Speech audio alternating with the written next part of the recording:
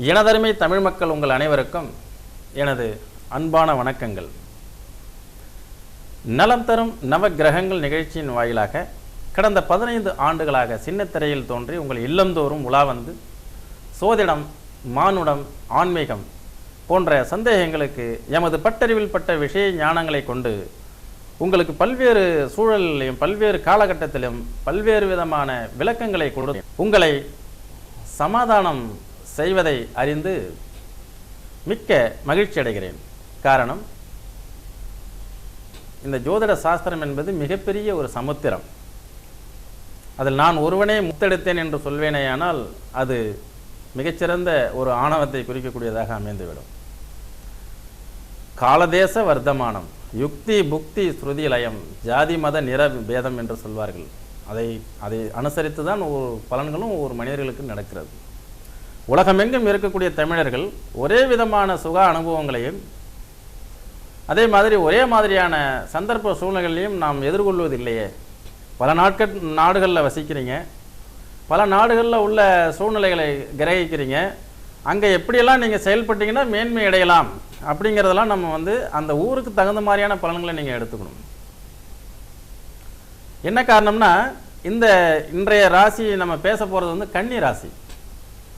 கன்னியான் ஏய்க்கப்படுவான் அப்படிங்கிறது பழமொழி. இந்த கன்னி ராசிக்காரங்களுக்காகத்தான் நம்ம வெளுத்ததெல்லாம் பாலுன்னு இருக்காங்களே, ஏமாந்து போய் தன்னுடைய உழைப்புகள் பூரா அடுத்தவங்களுக்காகவே தியானம் செய்துட்டு ஒரு தியாகத்தினுடைய மொத்த உருவமாக இருக்கக்கூடியவர்கள் யார் அப்படின்னா அந்த கன்னி ராசிக்காரங்க. அது ஏன் இந்த மாதிரி நம்ம உலகமெங்கும் இருக்கக்கூடிய தமிழ் மக்களுக்கு இந்த கிரகங்கள் ஒரே மாதிரியான பலன்களை தரவில்லை என்று நாம் பார்த்து கொண்டிருக்கிறோம். அந்த காலதேச வர்த்தமானம் அப்படிங்கிறது தான் தேசம் என்ற ஒரு வார்த்தை வருகிறது அல்லவா. நம்ம காலத்துக்கு தகுந்த மாதிரி இந்த தேசத்தில் உள்ள சூழல்கள் மாறும்பொழுது அதற்கு தக்கவாறு தான் பலன்களை நம்ம எடுத்துக்க முடியும் அப்படிங்கிறது இதனுடைய கருத்து.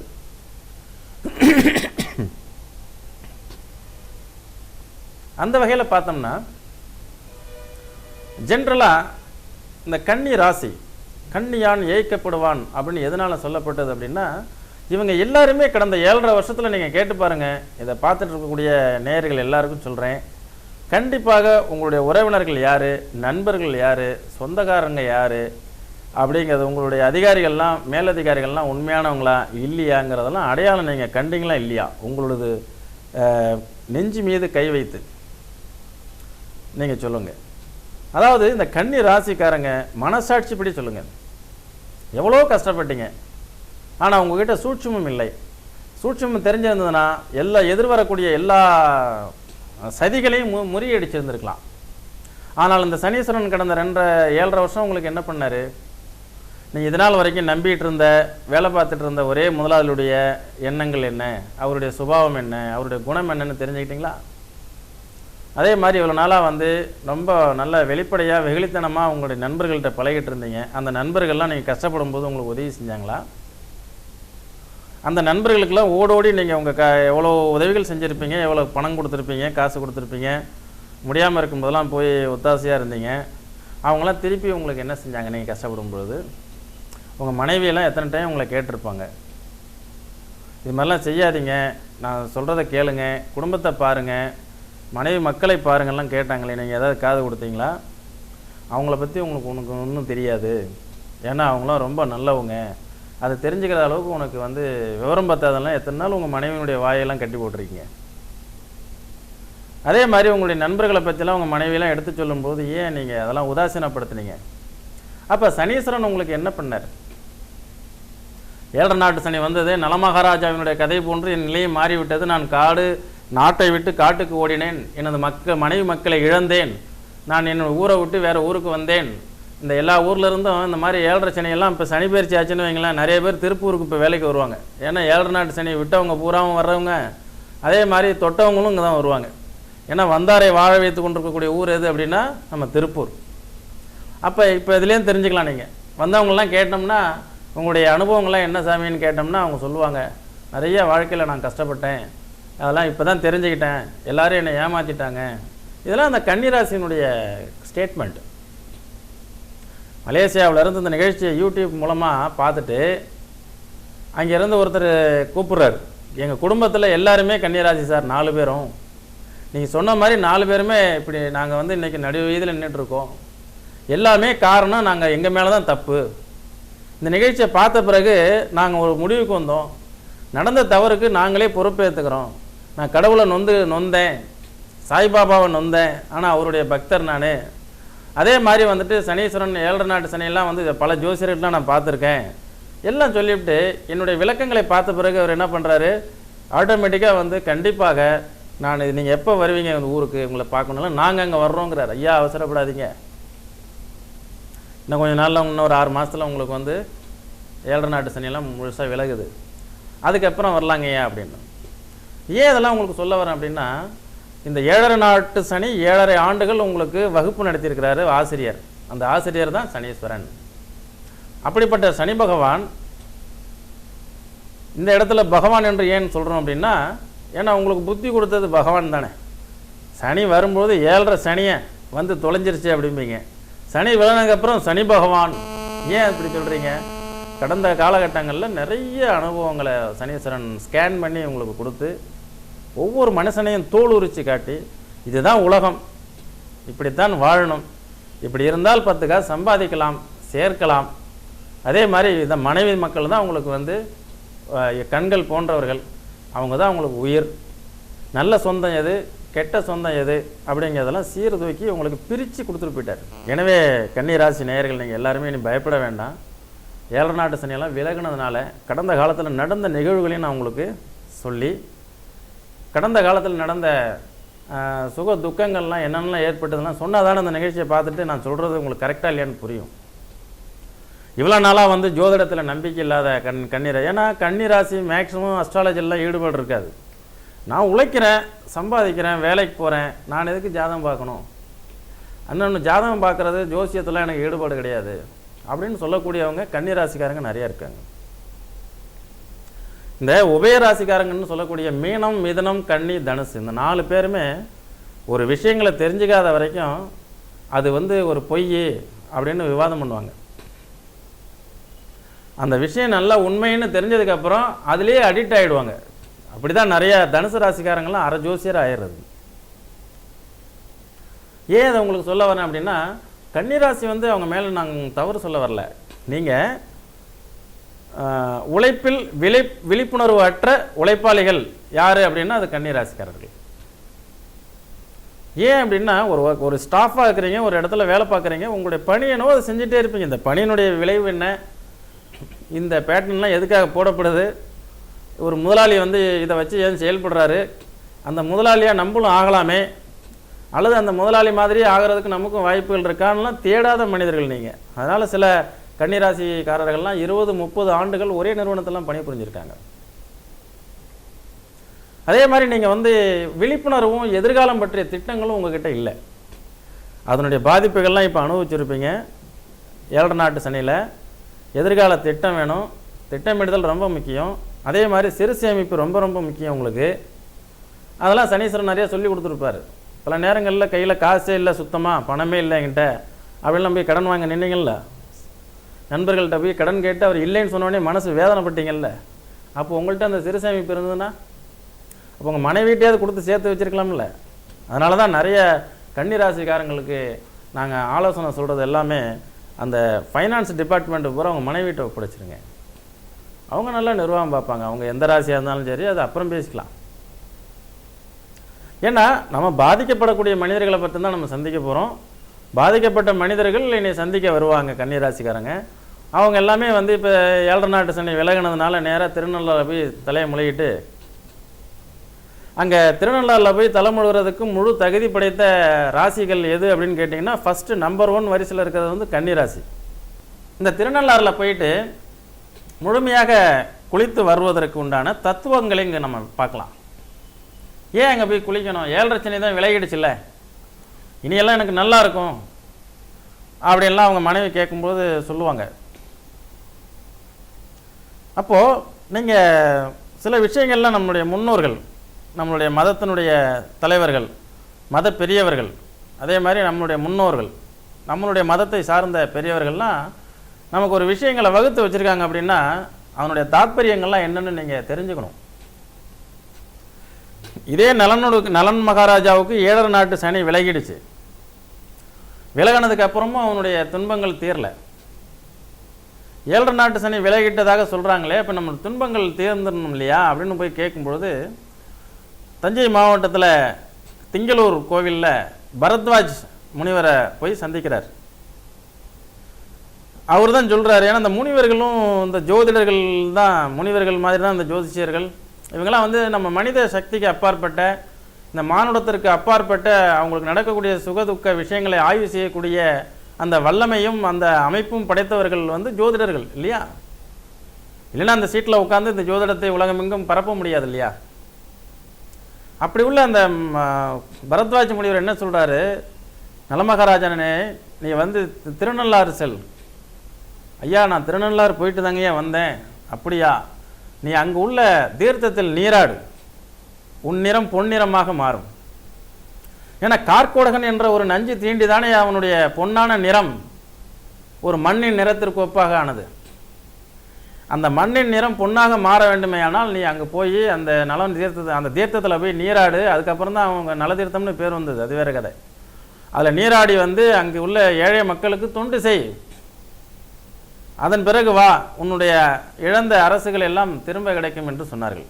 அப்போ தான் அவர் வந்து அங்கே போனார். அங்கே அந்த கோவிலிருந்து வடபுறத்தில் நல தீர்த்தம் என்று சொல்வார்கள், ஒரு குளம் இருக்கும். அந்த குளக்கரையிலேயே ஒரு பாத விநாயகர், ஒரு விநாயகருடைய ஆலயம் இருக்கும். அங்கு சென்றவுடனே என்ன செய்கிறாங்க அப்படின்னா, முதலில் நல்ல எண்ணெயை தருகிறார்கள். நல்ல எண்ணெயை தலையில் வைத்துக்கொள். நல்ல எண்ணெய், எண்ணெய் என்பதில் நல்ல எண்ணெய் என்றால் நம்முடைய உடலையும் உள்ளத்தையும் தூய்மை செய்வது. அப்போ 7 நாட்டு சனி என்றால், சனி என்பது பீடை. அப்போது நம்முடைய பீடை என்பது நம்மளை விட்டு விலக வேண்டும் என்பதற்காக நாம் ஒரு பிரயத்தனம் செய்து அந்த திருநள்ளாறை வந்து அடையும் பொழுது ஜலம் என்பது நம்மளை சுத்திகரித்து கொள்வது. ஒரு நல்ல விஷயம் கெட்ட விஷயம் எதுவாக இருந்தாலும் குளித்தால் நம்முடைய தீட்டு போயிடுச்சுன்னு சொல்கிறது இந்து மதத்தினுடைய சாஸ்திர சம்பிரதாயம், அதனுடைய நம்பிக்கை. அப்போ அந்த நல்லெண்ணெயை தலையில் வைத்து ₹1 காசை அதில் வைக்க சொல்கிறார்கள் தலையில். ஏன், என்கிட்ட இருக்கக்கூடிய கடைசி ரூபா துட்டு இதுதான். இதை வந்து சனீஸ்வரன் என்னை விட்டு விலகும்போது இதையும் எடுத்துக்கிட்டோம். நல்லெண்ணெய் என்பது சனீஸ்வரனுடைய பிரீத்தி ஏன்னா ஒரு நவதானியத்தில் எல் அதே மாதிரி வரக்கூடிய அந்த எண்ணெயாகப்பட்டது நமக்கு வந்து அது நன்மையாக முடியட்டும் அப்படிங்கிறதுனால தான் அந்த எண்ணெயோட சனீஸ்வரன் போச்சு. அதே கருப்பு நிற அங்கே உள்ள நிற துணிகள்லாம் அங்கே இருக்கும். அந்த அந்த கலர், அந்த துணியை, கருப்பு நிற துணியெல்லாம் வாங்கி கட்டிட்டு அதுக்கு அடுத்தது பார்த்தீங்கன்னா மேற்கு முகம் பார்த்து தலைமுழு சொல்வார்கள். மேற்கு திசை என்பது என்ன அப்படின்னா, எல்லாருமே நார்த் ஈஸ்ட் பார்த்து தான் தலை முழுவாங்க. ஆற்றுல, குளத்துலலாம், நதிகள்லாம், கங்கையிலையும் அப்படித்தானே. ஏன் இங்கே மேற்கு முகமாக பார்த்து தலை முழுகணும் அப்படின்னா, சனியினுடைய திசை மேற்கு. அவருடைய தலையை முழுகிட்டு அதன் பிறகு தான் அணிந்திருந்த ஆடையையும் அவிழ்த்து அந்த குளத்திலேயே விட வேண்டும் என்ற ஒரு தாத்பரியத்தையும் உருவாக்கி இருக்கிறார்கள். என்ன காரணம் என்றால், நம்ம இதனால் வரைக்கும் பிடித்திருந்த நெகட்டிவான எதிர்மறையான ஒரு எண்ணங்கள், நம்மளை பிடித்து ஆட்படுத்தி கொண்டிருந்த அந்த சனீஸ்வரன் ஆனால் ஏற்படக்கூடிய கெடுதலான விஷயங்கள் எல்லாமே நம்ம துணியோடு எல்லாம் போயிடுச்சு. அப்போ நல்லா நம்ம 3 முறை தலைமுறையை எந்திரிச்சு புத்தாடை அணிந்து கொண்டு பாத விநாயகரை சென்று நமஸ்காரம். எதுக்கு எடுத்தாலும் மூல முதற்கண் கடவுள் யார் அப்படின்னா விநாயகர். அவர் தான் வந்து ஆதி முதல் கடவுள். ஆதி முதல் கடவுளை போய் வழிபாடு செஞ்சு அவரை சுற்றி வந்து அவருடைய சன்னிதானத்திலே ஒரு தேங்காயை உடைச்சி எனக்கு பிடிச்ச பீடைகள் ஏதாவது திருஷ்டிகள் எல்லாம் போயிட்டுன்னு சொல்லி அதன் பிறகு ஈஸ்வரனை போய் தர்பரண்யேஸ்வரர் போய் வழிபாடு செஞ்சுட்டு, அம்பாளையும் வழிபாடு செஞ்சுட்டு, சனீஸ்வரனுக்கு ஒரு அர்ச்சனை பண்ணிவிட்டு அங்கே அந்த கோவில்லையே ஒரு 10-20 நிமிடங்கள் அமர்ந்து விட்டு பிறகு வரலாம் என்று சொல்லப்படுகிறது. என்ன காரணம்னா, அதை வந்து ஒரு விஞ்ஞான ரீதியான ஒரு உண்மை.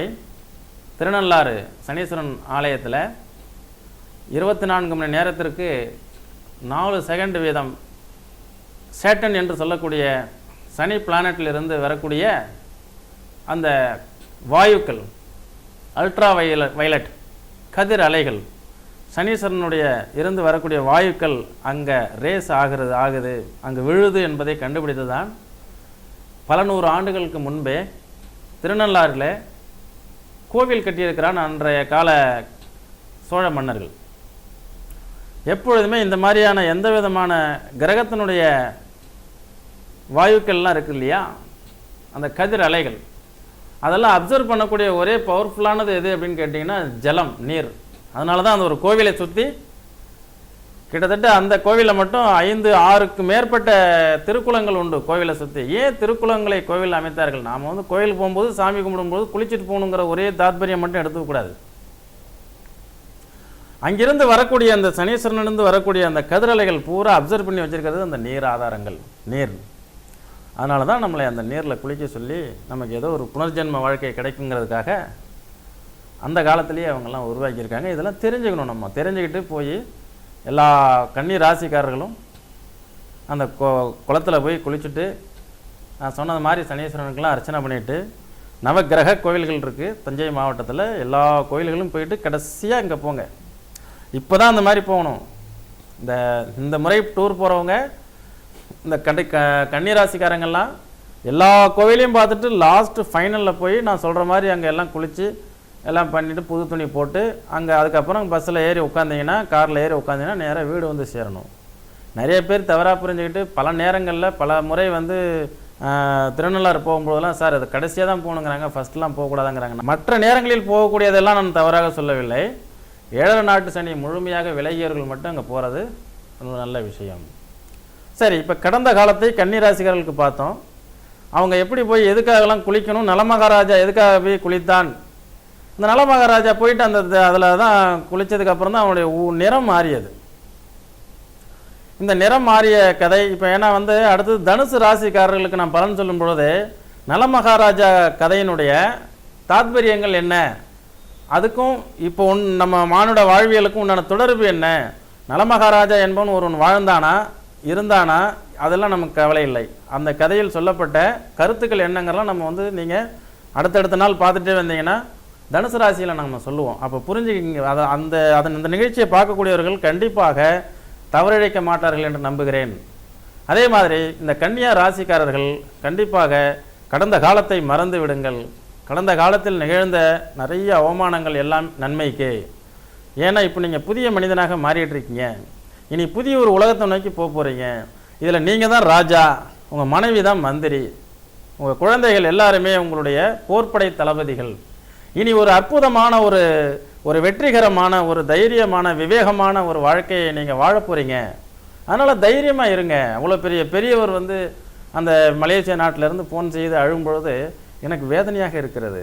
அதுக்கு என்ன காரணம், நான் செய்த தவறு தாங்க ஏங்குறார். அப்போ இனி தவறு செய்வீங்களா? செய்யக்கூடாது. செய்யக்கூடாதுன்னு நான் சொல்லக்கூடிய அமைப்பு வந்து உங்களுக்கு ஒரு வினோதமாக இருக்கலாம். ஏன்னா தவறு நடக்குமே, ஏன்னால் நடந்தானே தீரும், அது வேறு விஷயம். ஆனால் சற்று எச்சரிக்கையாக இருக்கும் பொழுது அங்கிருந்து ஒருவர் ஒரு கல்லை எரிகிறார் என்றால் இங்கு உங்கள் மேல் வருவதற்கு கொஞ்சம் நகர்ந்து கொண்டால் போதும், உங்கள் மேல் படாமல் போய்விடும் இல்லையா? ஆனால் கல் எறிவதை தடுக்க முடியாது. அந்த கல் விழுவதை வேண்டுமானால் நீங்கள் தவிர்த்து கொள்ளலாம். சரி, இனி வரக்கூடிய 2.5 ஆண்டு காலம் இந்த கன்னிராசிக்காரங்கள்லாம் என்ன செய்யலாம், எப்படி இருக்கலாம்? ஐயா, உங்களுடைய ஜாதகங்களை முதல்ல எடுத்துட்டு உங்களுக்கு பிடித்த அல்லது உங்களுக்கு அருகாமையில் உள்ள நல்ல சோதிடர்களை தேர்ந்தெடுத்து கடந்த காலம் இப்படி ஆயிடுச்சு, இனி எதிர்காலம் எவ்வாறு இருக்கும் அப்படிங்கிறத தெளிவாக ஜாதக நோட்டை கொடுத்து அமர்ந்து, ஜோசியத்தில் நம்பிக்கை இல்லாதவங்க, ஜோதிடத்தை குறை கூறியவர்கள், ஜோதிடம் அப்படிங்கிறது எங்களுக்கு வந்து அது ஒரு சயின்ஸா அப்படின்னு கேட்ட ஆட்கள் எல்லாருமே இப்போ இந்த கடந்த காலத்தில் 7 நாட்டு சனியில் நிறைய அனுபவப்பட்டு இது உண்மைதான் என்ற நிலைக்கு வந்திருப்பீங்க.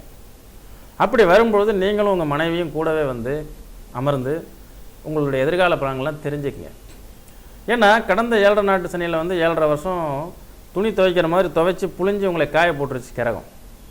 இனி எல்லாம் நீங்கள் ஓரளவுக்கு நல்லா மிடுக்காக நல்லா நீட்டாக இஸ்திரி போட்டு அயன் பண்ணி நீட்டாக வரணும் இல்லையா? அப்போ உங்களுக்கு என்ன திசை நடக்குது? ஏன்னா இதில் உத்திர நட்சத்திரம், அஸ்த நட்சத்திரம், சித்திரை நட்சத்திரம் 2 பாதம், இத்தனை நட்சத்திரக்காரர்களும் அதில் அடங்குவாங்க. இந்த சித்திரை நட்சத்திரக்காரர்கள் கொஞ்சம் வேக்கியானமானவங்க, கடுகடுப்பானவங்க, கோபமானவங்க, எந்த முயற்சியும் எடுத்து வந்து சாதிச்சே தருவாங்க. தகப்பனாருடைய உதவி இல்லாமலேயே வாழ்க்கையில் மேன்மையடையக்கூடியவங்க. அதே மாதிரி இந்த அஸ்த நட்சத்திரம் வந்து பார்த்திங்கன்னா நிறைய கற்பனை சஞ்சாரத்தில் வாழ்ந்து எந்த ஒரு விஷயங்களையும் என்னால் செய்ய முடியலாம் நம்பி இருந்து நிறைய மோசம் போயிட்டீங்க. அதே மாதிரி உத்திர நட்சத்திரக்காரங்க ஒரு வெகுளித்தனமான சிம்ம ராசியிலையும் அந்த நட்சத்திரத்தினுடைய பாதம் இருக்குது. அதனால் சிம்ம ராசியும் கன்னி ராசியும் கலந்த கலவையாக இருக்கக்கூடிய அமைப்பில் நீங்கள் இருந்தீங்க. ஆக உங்களுக்கு வந்து நீங்கள் எடுத்ததெல்லாம் ஜெயிச்சிடலாம் அப்படிங்கிற ஒரு இதில் இருக்கும் பொழுது கடந்த காலங்கள் உங்களுக்கு சாதகம் இல்லாமல் பாதகமாகவே முடிஞ்சு போச்சு. அதனால் இதுக்கு அடுத்தது வந்து என்ன பண்ணுங்கள், எதை செஞ்சாலும் செய்வன திருந்த செய். ஏன்னா கண்ணியான் ஏய்க்கப்படுவான் அப்படிங்கிற ஒரு பழமொழிக்கு சொந்தக்காரராக நீங்கள் இருக்கிறீங்க. கடந்த 7.5 ஆண்டுகள் ஏய்த்தது போதும், நீங்கள் ஏமாந்தது போதும். இனி எந்த ஒரு விஷயங்களையும் யாருக்கிட்டையும் உண்மையை வந்து பேசாதீங்க. முழுமையாக யாருக்கிட்டையும் வாக்குறுதி கொடுக்காதீங்க. அதே மாதிரி யாருக்கிட்டையும் சவால் விட வேண்டாம். நீங்களாகவே இருங்க. நீங்கள் எந்த ஒரு செயலை எடுத்தாலும் அதை நேர்த்தியாக செஞ்சு முடிப்பீங்க. பிரதியாருனாலும் நீங்கள் கவரப்படுறீங்க. அதனால் உங்களை நீங்கள் அவங்கள்ட்ட இழந்துடாதீங்க. அதனால தான் ஏய்க்கப்படுவான்னு சொன்னது. நீங்கள் 10 ரூபா கேட்டால் 1 ரூபா இருந்தால் கொடுங்க போதும். ஏன்னா 10 ரூபா கொடுத்து திருப்பி வாங்க முடியாது, 9 ரூபா மிச்சமாகும் அல்லவா. அதனால் அந்த கன்னிராசிக்காரங்க எல்லாருமே வந்து கடந்த காலங்களை சீர்தூக்கி பார்த்து இன்றைக்கி வருங்காலத்தில் உங்கள் மனைவி சொல்கிற மாதிரி கேட்டு குழந்தைகளுடைய பேரில் ஒரு நல்ல அக்கௌண்ட் ஓப்பன் பண்ணி அங்கே நல்ல காசு பணங்கள்லாம் சேமித்து இப்படி ஒன்று ஒன்றா பண்ணிட்டீங்கன்னா உங்களுடைய வாழ்வாதாரங்கள் இனி நல்லாயிருக்கும். எனவே உங்களை நான் வந்து சிவப்பு கம்பளம் போட்டு வரவேற்கிறேன். காரணம், கடந்த 7.5 ஆண்டுகளில் நீங்கள் பட்ட அனுபவங்கள் எல்லாமே நீங்கள் உணர்ந்திருப்பீங்க. இனி உங்களை வந்து நல்ல வழிக்கு கொண்டு போகிறதுல எனக்கு வந்து அதிக சுமை இருக்காது. ஏன்னா நீங்கள் தெரிஞ்சிட்டீங்க எல்லாத்தையும். இனி ப்ராப்பராக செயல்படுங்க, வெற்றி நிச்சயம். வெற்றிங்கிறது வந்து கண்டிப்பாக நம்ம கிட்ட தான் இருக்குது. ஆனால் நம்ம அதை அடையிறதுக்கு உண்டான பிரயத்தனம் சரியாக செய்வதில்லை. அதனால் நம்ம தோல்வி தோல்வி தோல்வி என்று தோண்டு வாழ்க்கையில் ஒரு தன்னம்பிக்கை அற்ற நிலையில் நாம் வந்து வெற்றியை பற்றி அது ஒரு சூசகமான ஒன்று, வெற்றிங்கிறதே எனக்கு எட்டாக்கணி அப்படின்னு சொன்ன மனிதர்கள்லாம் நான் நிறைய பார்த்துருக்கேன்.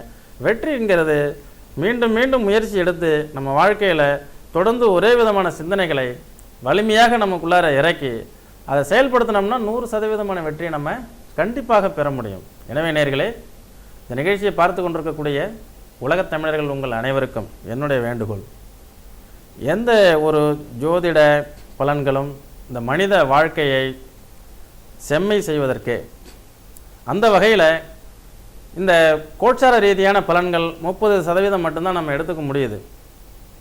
மீதி உள்ள, ஏன்னா இதில் பாதகத்தையும் சொல்லிட்டு வருவோம், சாதகத்தையும் சொல்லுவோம். சாதகத்தை சொல்லும் பொழுது உடல் புல்லரிக்கும், மெய்சிலிருக்கும், வாழ்க்கையில் வந்து ஒரு தன்னம்பிக்கை பிறக்கும். இன்று புதிதாய் பிறந்தோம் என்ற எண்ணத்திலே நாம் வாழ்க்கையில் ஒரு முன்னேற்ற பாதையை நோக்கி சென்று கொண்டிருப்போம். ஆனால் துன்ப பலன்கள் வரும் என்று சொல்லுமேயானால்